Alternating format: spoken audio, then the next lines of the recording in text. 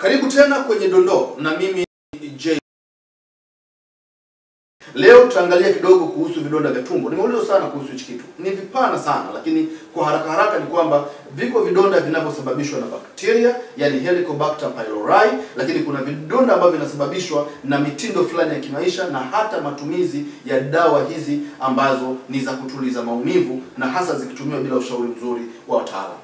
Kwa hiyo wewe ambaye ulishapimwa labda ukaambiwa tayari una H. pylori au una hawa bakteria, ni vema upate namna ya kuwaondoa kwanza wale bakteria, halafu ndio utibu vile vidonda. Bahati njema au habari njema ni kwamba haya mambo yako kwenye mfumo wa chakula na yanatibika vizuri au yanasaidika vizuri kwa kupitia vyakula. Kwa hiyo unapofuata plan kwa mfano, ni rahisi kupatiwa virutubisho mbalimbali ambavyo vitasaidia kujenga mucous membrane ya tumbo lako na hivyo kuwa ni rahisi kuponyeka vidonda au majeraha yaliyo kwenye utumbo wako. Kuna vyakula vingi, kuna mimea mingi ambayo ina antibacterial effects.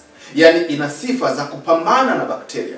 Kwa hiyo unapotumia mimea kama hii au virutubisho kama hivi, wakati mwingine huenda kusaidia kuangamiza hawa bakteria na kuacha tumbo lako na utumbo wako katika mazingira mazuri. Ndio maana tukasema kama una vidonda vya tumbo au una dalili zake na umeshaenda kuangalia kwenye kada mbalimbali, shida iko pale pale, tutembelee